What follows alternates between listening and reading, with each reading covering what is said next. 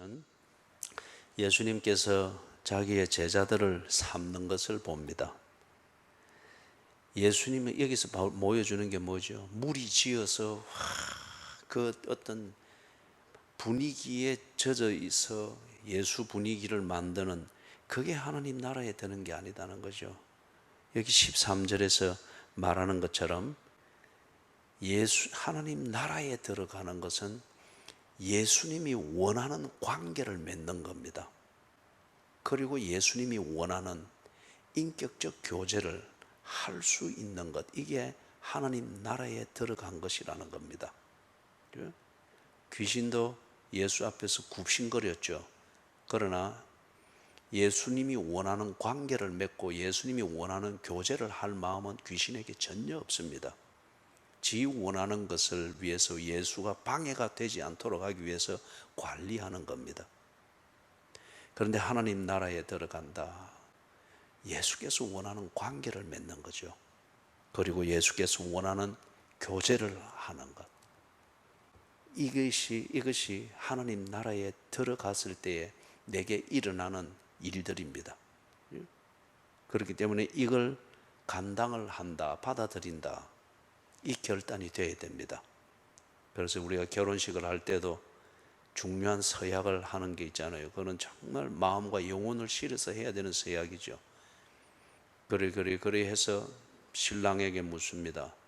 그래 해서 아내를 위해서 죽을 때까지 그래 정조를 지키겠습니까? 예. 그 다음에 아내에게 묻습니다. 그래 해서 죽음이 둘을 갈라놓을 때까지 순종하겠습니까? 예. 원하는 관계를 맺고 그리고 그 원하는 교제를 하는, 이것을 결심을 하는 것, 그게 하나님 나라에 들어가는 겁니다. 그 다음에 20절에서부터 30절, 이제 여기서는 보니까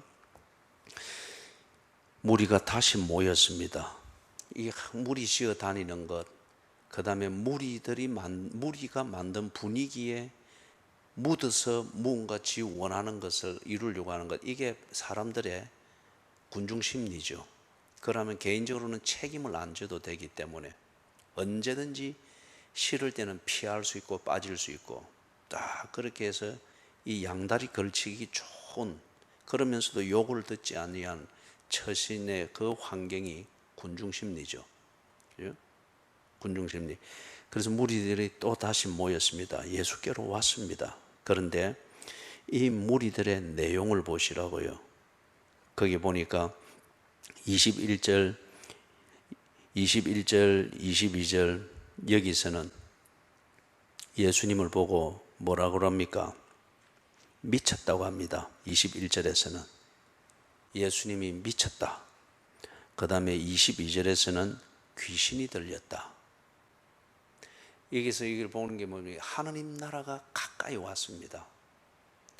예수님이 그 하나님 나라를 가까이 가지고 와서 보게 하고 듣게 하고 경험하게 하고 검증하게 하는 거죠. 그런데 이걸 보면서 사람들은 언제나 자기 입장에서 이것을 평가합니다. 이런 일이 어떻게 일어날 수 있나? 이런 복음이 어떻게 가능할 수 있나? 이거는 그런 사람들이나 하는 것이 미쳤다고 합니다. 아니면은 예수를 종교로 취급을 합니다.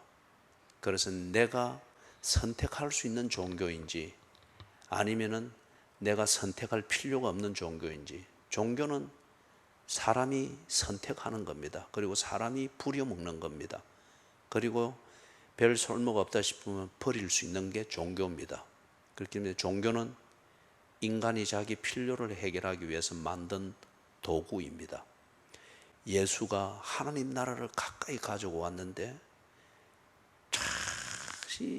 합리적으로 설명이 안 되는 부분이 있고 이성적으로 이해가 안 되는 부분이 있고 나를 관리하는 데 있어서 이게 그렇게 편한 도구가 될성 쉽지 않으나 무시할 수 없는 그 무언가가 있습니다. 이걸 보면서 사람들은 그걸 종교로 취급을 합니다. 종교인데 이거는 너무 위험한 종교다, 아니면은 필요한 것 같긴 한데 여기 붙잡히면 큰일 나겠다, 내 필요를 위해서 내가 능히 관리할 수 있는 수준을 넘어가는 종교가 되겠다, 그렇게 해서 가까이 가지고 온 하나님 나라, 이 나라를 보면서 여전히 자기의 생각대로 평가하면서 다루고 있습니다. 이게 무리지어서 예수를 찾는 아주 비인격적이죠. 무리의 이 분위기는 절대 비인격적입니다. 절대 개인적이지 않습니다. 그죠?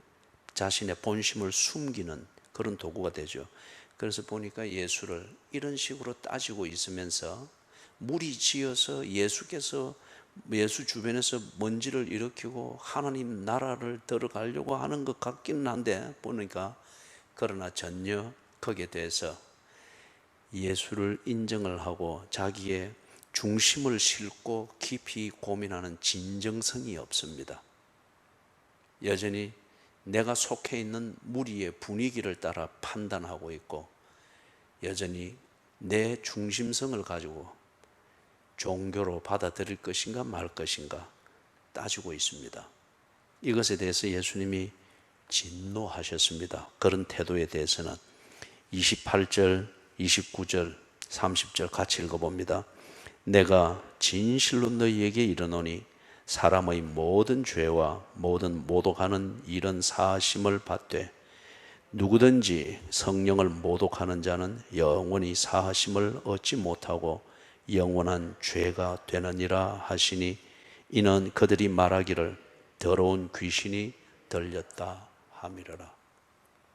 예수의 본질을 부정하는 것, 그리고 예수를 이런 종교 취급을 하면서 내가 선택할 것인가 말 것인가, 또는 내가 필요한 만큼 예수에게서 뭘 빼먹는 것, 어떻게 시주해서 복채를 해서 뭔가 내가 원하는 소원 성취를 하기 위해서 그런 종류의 종교를 찾아가서 하듯이 예수를 그런 종교로 알고 종교적 어떤 거래를 하려고 하는, 이거는 모르기 때문에 예수를 거부하고 예수가 가지고 온 하나님 나라를 거부하는 그 미련이 차원하고는 다른 문제입니다.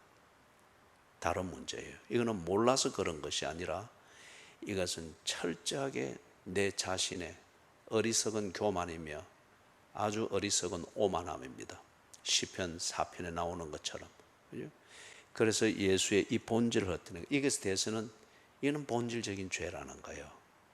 이거는 결단의 기회를 주고 자시고 할 그런 문제가 아니라는 겁니다. 이걸 두고 성령을 회방하는 죄다. 그리고 이게 대해서는 반드시 문이 닫히는 것을 이야기를 합니다. 그 다음에 마지막 31절에서부터 35절을 같이 읽습니다.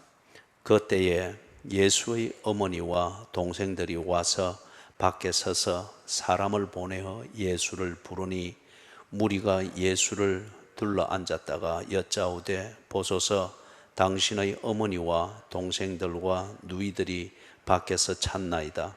대답하시되 누가 내 어머니이며 동생들이냐 하시고 둘러 앉은 자들을 보시며 이르시되 내 어머니와 내 동생들을 보라. 누구든지 하나님의 뜻대로 행하는 자가 내 형제요 자매요 어머니이니라. 하나님 나라에는 누가 들어가는가? 그리고 하나님 나라에 들어간 자는 누구인가? 이걸 예수님께서 지금 보여주고 있는 겁니다.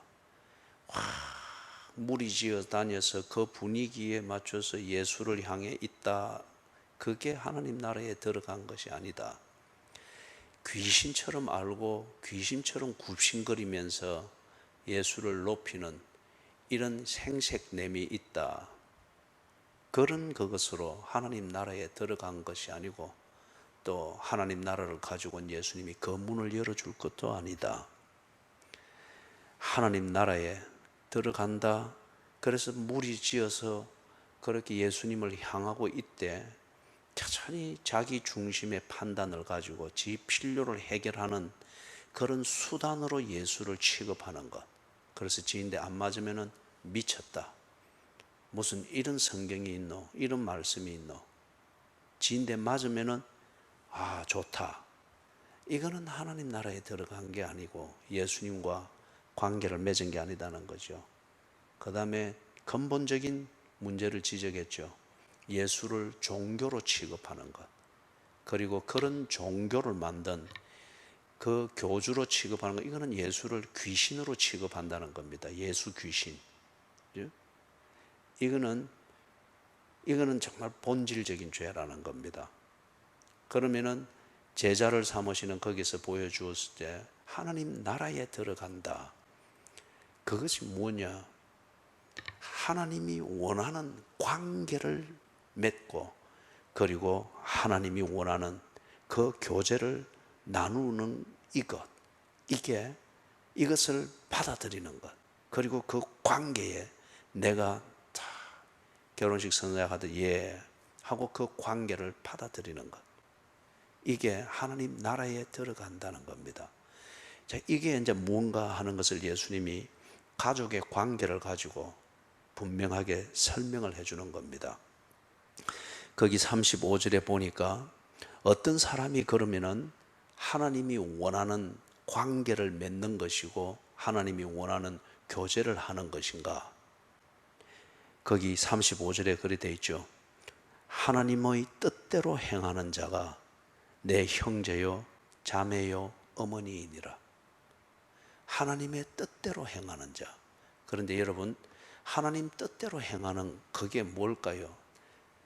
대개 보면은 앞에서 보았던 건 무리를 지어 다니면서 실제로는 지 필요를 채우기 위해서 예수 종교를 그렇게 알고 막 한번 올인을 해보는 건데, 그런데 그 사람들이 하나님의 뜻대로 그렇게 하는 것은 아니다 이거죠. 자기의 뜻대로 하는 것이고 자기의 판단대로 하니까 그게 결코 예수님이 받아들일 수 없다는 겁니다. 하나님의 뜻대로 하는 것이 뭐냐?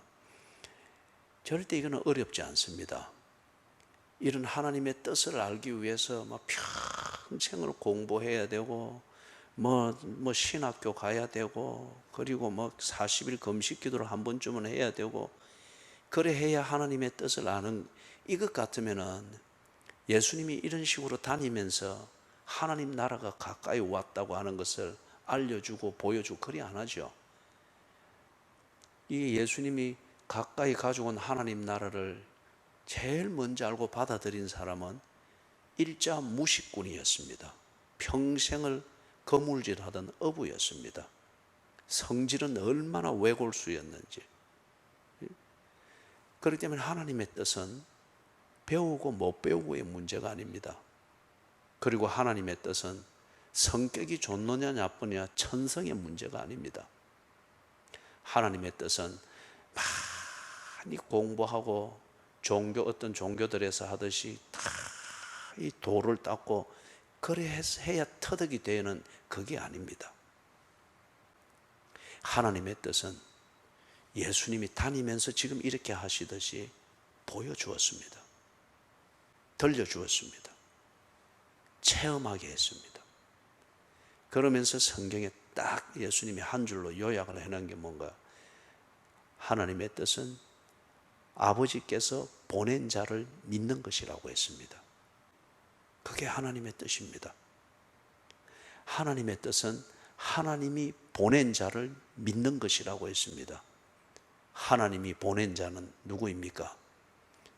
지금 하나님 나라를 가까이 가지고 오는 예수입니다. 예수 그리스도 그분의 존재와 그분이 하신 일, 이것을 믿는 겁니다.